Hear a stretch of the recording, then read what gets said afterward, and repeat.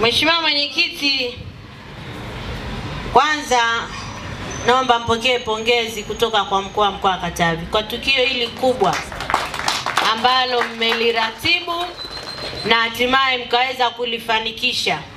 Toka asubuhi mlikuwa kule kwenye maandamano, mmeanza na maandamano, mpanda hoteli, mmeenda mpaka hospitali, mmetoka hospitali mmekuja hapa. Sasa uratibu wa namna hii sio uratibu mdogo, lakini uvumilivu na ustahimilivu wa kuvumilia kufanya yote haya sio kazi ndogo. Kwa hiyo hongereni sana sana kwa tukio hili kubwa sana ambalo mmelifanya.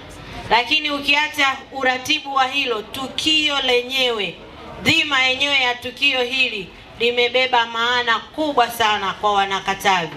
La kwanza, mna hiyo ya kumpongeza na kumshukuru Mheshimiwa Rais kwa kushusha gharama za leseni kutoka 70,000 mpaka 30,000. Hili ni jambo kubwa mno hasa kwa vijana wa Katavi, lakini pia na kwa umoja wa maafisa wa usafirishaji mkoa wa Katavi. Hili ni jambo kubwa mno ambalo Mheshimiwa Rais amewafanyia vijana. Lakini lingine ni hili ambalo mnalifanya hapa la kuchangia damu. Hii ni sawa na kufanya ibada, kwa sababu mnaokoa maisha ya yule ambaye angeweza kupoteza maisha kwa sababu ya kupungukiwa damu. Leo mnaenda kuokoa maisha yake. Na nataka niwaambie Mwenyezi Mungu ni wa ajabu sana.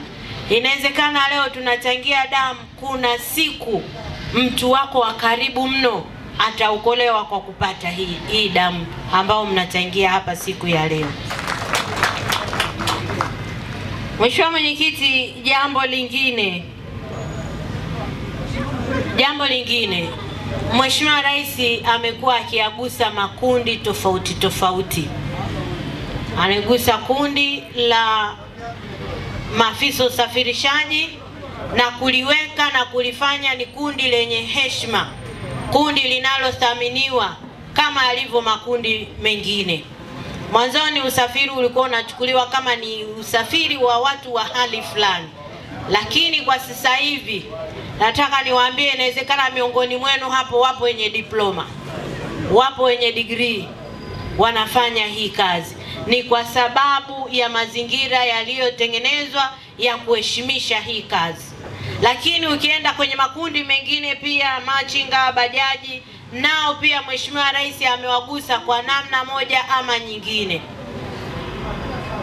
Na maelekezo pia Mheshimiwa Rais kuja kwetu sisi yametuelekeza kuhakikisha makundi haya tunakuwa nayo karibu, na ndio maana hata kwenye mapato ya halmashauri zetu utakuta kuna mapato yanatengwa kwa ajili ya kuhakikisha vijana, wanawake na watu wenye ulemavu wanapata mahitaji, lakini kundi kubwa ambalo linalengwa hapo ni vijana. Na vijana sasa hivi umri umeongezeka mpaka miaka 45 bado ni kijana. Kwa hiyo hata mimi ningekuwa huko na mimi ningekuwa na fursa ya kupata hiyo mikopo. Kwa hiyo nitoe rai kwenu kuchangamkia pia hizo fursa ambazo Mheshimiwa Rais ametengeneza mazingira mazuri ya kuhakikisha mnanufaika na serikali yenu mlioiamini, serikali ya Mama Samia Suluhu Hassan.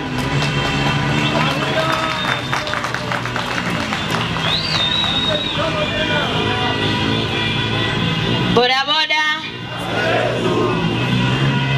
Ndugu Mwenyekiti, jambo lingine nalotaka kuzungumza na umoja wanachama wa Uboka ni pamoja na kuendelea kutoa rai kwenu kutii sheria bila shuruti katika kuhakikisha sheria zinazingatiwa na sheria zinatekelezwa na kusimamiwa ipasavyo. Rai yangu kwenu, muendelee kufanya hivyo. Ni kwa ajili pia na usalama wenu. Tunatambua pia mnakutana na makundi mengi sana kwenye jamii, mengi sana. Kwa hiyo niwaombe pia hata mnapokutana na makundi kwa maana ya upakiaji, namna mnavyokuwa mnapakia na kushusha.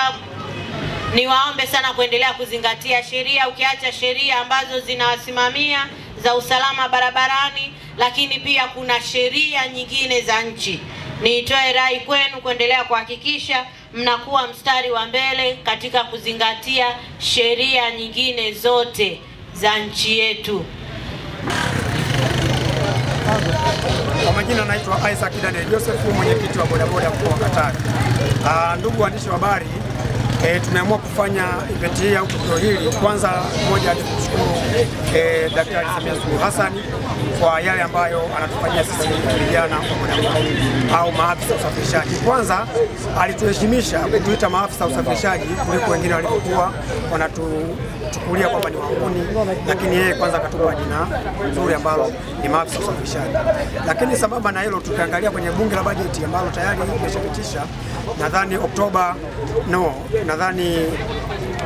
Julai utekelezaji unaanza kufanya kazi, kwa sababu tayari tumepunguziwa sasa gharama za leseni kutoka gharama ya shilingi 70,000 mpaka shilingi 30,000. Kwa hiyo ni moja ya vitu ambavyo tumeshawishika kwamba tunaona bado anatufanyia mambo mengi, lakini bado amekuja katika hili la maafisa usafirishaji kusababisha au kutuwekea hiki kitu cha kupunguzia gharama za leseni, kitu ambacho wengi wetu hatuna hizo leseni, lakini kwa kupunguziwa kwa gharama hii tutapelekea bodaboda wengi upatikanaji wa leseni. Kwa hiyo tukaamua sasa ni lazima tutenge hii siku maalum ya kumpongeza na kumshukuru Daktari Samia Suluhu Hassan, rais wetu wa Jamhuri ya Muungano wa Tanzania. Sambamba na hilo, tukasema sasa ni lazima tufanye tukio mojawapo la kuweza kuchangia damu.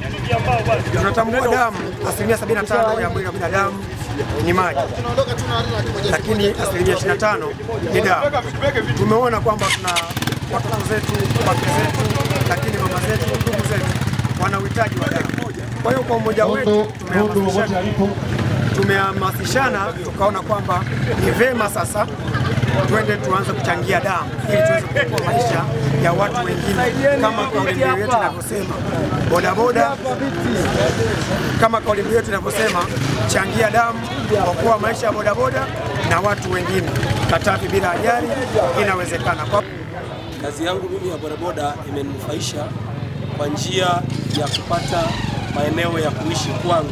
Nimejenga, mimi ni baba wa watoto 3, lakini pia kazi hii ya bodaboda imenisaidia mimi kufikia malengo yangu ambayo niliyategemea kuyafikia. Nimshukuru Rais Samia Suluhu Hassan kwa kutuongoza na kutuangalia kundi letu la bodaboda, kutupa msaada hasa hususani wa